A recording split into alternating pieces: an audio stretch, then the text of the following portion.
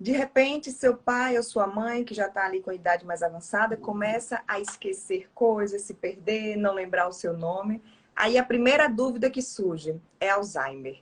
E aí bate aquele desespero. Será que é Alzheimer mesmo? A gente está no Fevereiro Roxo, mês de conscientização do Alzheimer, também de outras doenças, o lúpus e a fibromialgia. E a gente está recebendo hoje a doutora Ângela Costa, geriatra, para falar sobre Alzheimer e desmistificar e principalmente trazer orientações sobre essa doença que causa tanto medo ainda em tanta gente, né, Ângela? É, Tudo bom?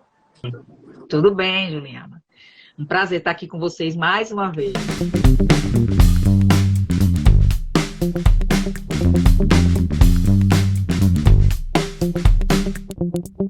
Todo esquecimento é Alzheimer? É sinal de que o Alzheimer está chegando ali nesse paciente? Não, nem todo esquecimento é Alzheimer, tá? E nem todo sintoma de perda de memória, né, associado a outros fatores de comportamento é Alzheimer. Primeiramente, a gente tem que pensar, eu digo a você pela causa mais comum de procura ao consultório. Minha mãe tem Alzheimer, eu estou ficando esquecida, eu tenho Alzheimer. Aí eu pergunto, como é a sua vida? Como é que você faz as coisas? Está ligado o tempo todo, prestando atenção em tudo? Está focando, está botando atenção no que você está fazendo? Porque a desatenção é um grande fator de causa de esquecimento. Um quadro depressivo é um grande, que a gente pode chamar de pseudodemência, né? Pode confundir com a síndrome demencial, uma depressão que o idoso possa ter. E falando de síndromes demenciais, a gente tem um leque de diagnósticos. Nem tudo é Alzheimer, mas acaba que, como dos quadros demenciais, 60% a 80% são Alzheimer, todo mundo chama de Alzheimer. Ângela, Aí eu o digo, que é que difere o Alzheimer dos outros quadros demenciais? Quais são as características assim que você pudesse elencar aqui? pronto. Se a gente pensar que 5% das causas de demência são causas que a gente chama reversíveis, o que são causas reversíveis? Por exemplo, o hipotiroidismo não tratado, né? Não vou dizer nem subtratado. Bem alterado, ele pode levar a quadro de esquecimento, lentidão, alteração do processamento, né, das ideias. Pode ser reversível quando você trata. Alterações de vitamina, por exemplo, vitamina B12.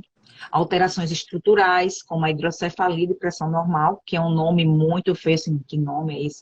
Mas é o acúmulo de líquor mesmo no cérebro, que você tem um pouco maior do que o normal, causando ali uma certa pressão, às vezes até um achatamento de algumas partes das áreas do cérebro, que vão causar tanto esquecimento, como incontinência urinária, distúrbio de marcha. E tem as outras doenças que a gente pode falar, que estão nos 95%, né? 60%, 80% são Alzheimer, mas existem outras causas demenciais que não são diretamente Alzheimer. Por exemplo, demência frontotemporal, que antigamente era conhecida como doença de Pick, dá muita alteração de comportamento. É aquela pessoa jovem, aquele idoso jovem que altera o comportamento, libera libido, nunca foi daquele jeito. Existem dois tipos, né? A comportamental, que é mais comum, essa que eu falei, e a de variação semântica, que altera mais a linguagem. Como é que você faz esse diagnóstico? Na tomografia e ressonância, né? Que a gente vê a atrofia cerebral. Existe a doença, a demência por corpos de Levy, que dá, inclusive, que se falou muito que Robbie Williams, ele estava com muitas alucinações e o suicídio foi porque ele realmente não estava tratado, ele estava abrindo um quadro demencial associado a muitas alucinações, risco de quedas, é muito comum da demência por corpos de Levy. Temos a demência vascular, que é aquela demência que vem depois que você teve um AVC. Ela já é a segunda causa. Primeira é Alzheimer, segunda causa é a demência vascular. Você teve um AVC que foi em área de memória, né, de comportamento, e você vai abrir um quadro demencial depois. Mas, para o leigo, acaba achando que tudo é Alzheimer. Qual é a diferença? A diferença é que, para algumas, você pode usar medicamento própria para a doença, e para outras, você vai reverter as causas que são reversíveis, e para outras, como a hidrocefalia de pressão normal, às vezes o líquido é tão grande que você precisa fazer uma derivação, né? Colocar um aparelhinho na cabeça que vai derivar esse excesso de líquido para a barriga e o paciente melhora. e fica em avaliação. Esse não é um paciente que vai tomar medicação para Alzheimer, porque isso aí não vai resolver para ele. Mas a derivação, sim, nos casos que são apropriados. Como é que é feito o diagnóstico do Alzheimer para confirmar que é Alzheimer? Pronto. O diagnóstico, de certeza, a gente só faz com biópsia cerebral. Então, hoje, a gente não faz, né? A gente tem um diagnóstico de possibilidade e probabilidade. Então, o paciente vem à consulta, de preferência acompanhado, né? Porque às vezes ele vem sozinho, e a gente que detecta, às vezes o paciente não percebe, vem sozinho por outro motivo, e a gente, quando vai avaliar, tá lá com esquecimento, prejuízo de função. Então, o diagnóstico, a gente faz toda uma avaliação da história desse paciente, dos fatores de risco que ele possa ter.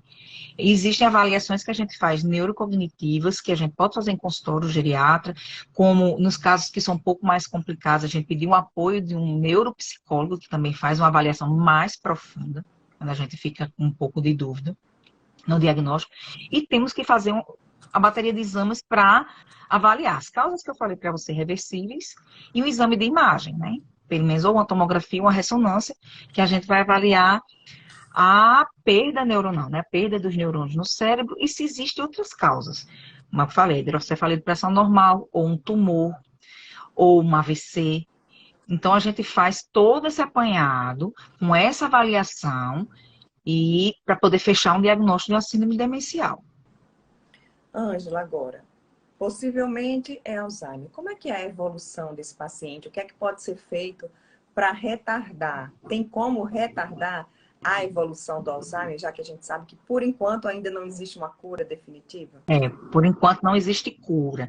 E se você for na literatura, depois do diagnóstico, esse paciente ele pode morrer, ele pode ter um prognóstico ruim de morte até 4 a 8 anos depois, mas também pode chegar, tem pacientes que vivem com 20 anos do diagnóstico, dependendo de quando foi feito, das intervenções que foram feitas e também das comorbidades que o paciente tem. Então, hoje, é Alzheimer. Tem o diagnóstico, existem medicações que são feitas para, como a gente chama, a doença de Alzheimer, ela tem uma perda, uma baixa produção de um neurotransmissor. Então, a gente usa medicações para que a gente tente poupar esses neurotransmissores, tá? Existem medicações no mercado, né? O nome genérico seria a rivastigmina, a galantamina e a donepezila, que a gente pode usar nas fases iniciais a moderadas de Alzheimer. Elas vão trazer a cura? Não vão trazer a cura. Vão evitar a progressão da doença? Não vão evitar a progressão da doença, mas elas agem como se estivessem botando um pouquinho de freio ali. Eu tenho pacientes que estão comigo há 10 anos e ainda estão na fase moderada. Que a fase moderada ele é um limbo. Desde a fase que já precisa muito de uma pessoa, mas ainda se alimenta pela boca, né? As fases mais graves são aquelas que o paciente é totalmente dependente, já está acamado, às vezes usa um dispositivo para se alimentar, seja uma sonda nasointeral ou uma gastrostomia. Então, existem também outras medicações que a gente também pode usar da fase moderada avançada, combinado e só na fase avançada. Mas, por exemplo, um idoso que já não tem mais interação com a família, infelizmente a fase é bem avançada, a gente já nem faz mais medicação para isso.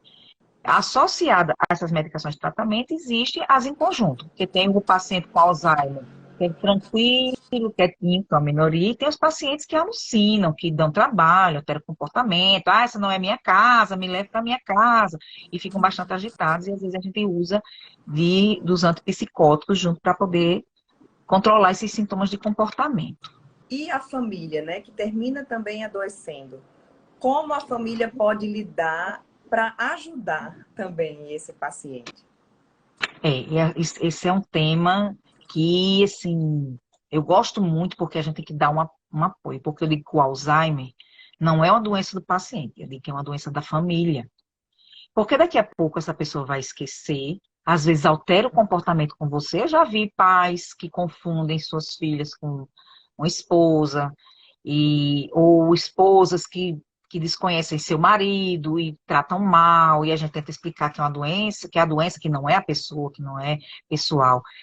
E é muito difícil, sabe, Juliana? Não conheço ninguém que leve de um bom diagnóstico desse. A gente até eu aconselho que tem apoio psicológico, que às vezes tem uma equipe, aqui em Natal está se evoluindo muito de empresas que vão na casa ver como é que estão a assistência, como é que funciona aquele ambiente para aquele idoso, para dar um apoio para aquela família, para orientar, porque as pessoas não foram preparadas para isso. A gente não foi preparado para cuidar eu cuidar do meu pai esquecido, eu ter que dar um banho nele. Já pensou? Você ter que dar um banho no seu pai, ou sua mãe, ou qualquer pessoa da sua família. Então, o que a gente chama, né, a sobrecarga do cuidador é um fator que é muito importante no diagnóstico do Alzheimer. A gente vê como essa família, se ela tem uma rede de apoio, se o cuidador é profissional, se o cuidador é família, se é um idoso cuidando de outro idoso, né? É um tema que, assim, daria uma discussão, que eu já vou dar um spoiler, né? Que eu quero conversar com Magali a próxima semana. Porque Magali, ela é neuropsicóloga, ela dá o diagnóstico, cuida de famílias, e a mãe dela tem Alzheimer. Então, é assim, vai ser pano para manga para a gente discutir muito sobre isso, Já sabe? tem a experiência profissional e Já a tem experiência pessoal um também, né? caso pessoal. Porque quem é que Agora, não conhece uma pessoa com Alzheimer? Quem não conhece hoje? Se não tem ninguém na família, mas você tem um conhecido, a mãe de uma amiga, entendeu? Eu não, porque eu trabalho com isso, então eu conheço vários. Mas se você for para o leigo perguntar, né? E a gente antigamente perguntava, na família, como foi? Tem alguém que a gente pergunta, se caducar, você esquecia, né? Porque antigamente chamava de caduquice. isso. Ângela, agora, não existe cura ainda, mas a gente vê sempre uma pesquisa ali, outra pesquisa ali sendo divulgada, né? E acendendo luzes. A gente está perto de chegar nessa cura do Alzheimer? O que é que tem de novidade? Eu tenho uma esperança, né? Que a gente, quem sabe, um dia tem a cura. Porque existem hoje drogas que são estudadas, né? Como o anticorpo monoclonal, eu nunca sei dizer esse nome, lenucamab, que foi aquele boom, né? O ano passado. Que ele vem lá para atuar naquele acúmulo de proteína tal, hiperfosforilada, proteína beta-amiloide, vai lá atuar como se fosse fazendo uma limpeza, né? Legalmente falando, uma limpeza no cérebro desses fatores que inflamam o cérebro e levam ao Alzheimer. Mas ele foi promissor, se você for ler o estudo, tiveram sim, em relação ao efeito placebo, efeitos, mas ainda tiveram muitos efeitos adversos. Então, realmente, é uma droga que está em estudo e que a gente espere que futuramente saia alguma coisa nova e que dê realmente esperança a essas famílias.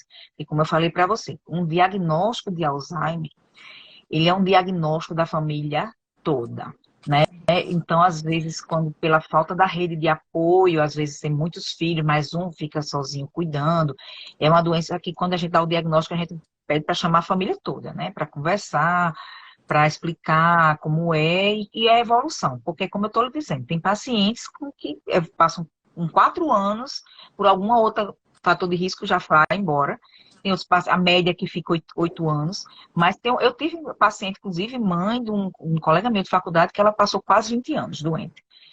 Até ela chegar a falecer, né? Porque aí você faz, morre do Alzheimer, morre das condições que o Alzheimer traz, né?